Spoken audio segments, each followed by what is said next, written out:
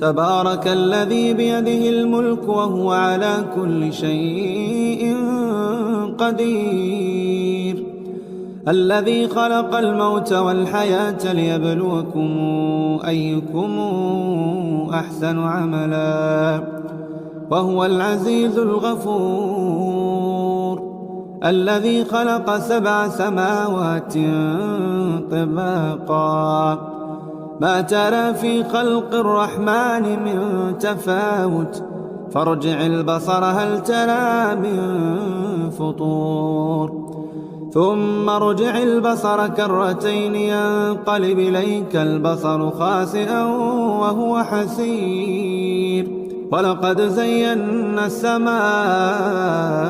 الدنيا بمصابيح وجعلناها رجوما للشياطين وأعتدنا لهم عذاب السعير،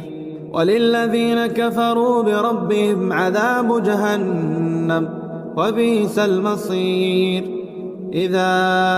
ألقوا فيها سمعوا لها شهيقا وهي تفور تكاد تميز من الغيظ كلما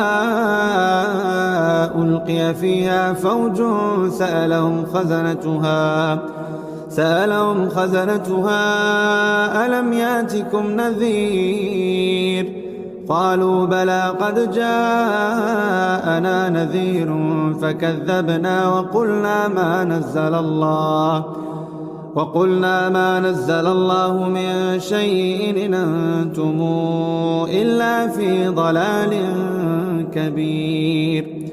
وقالوا لو كنا نسمع أو نعقل ما كنا في أصحاب السعير،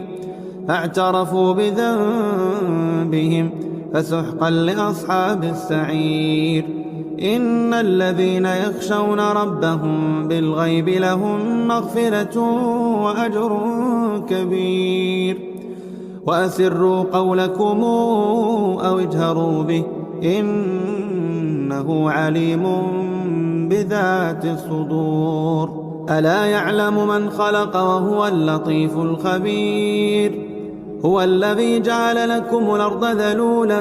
فامشوا في مناكبها وكلوا من رزقه وإليه النشور،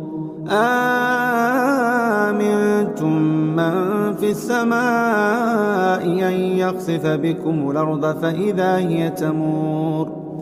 أم أمنتم من في السماء أن يرسل عليكم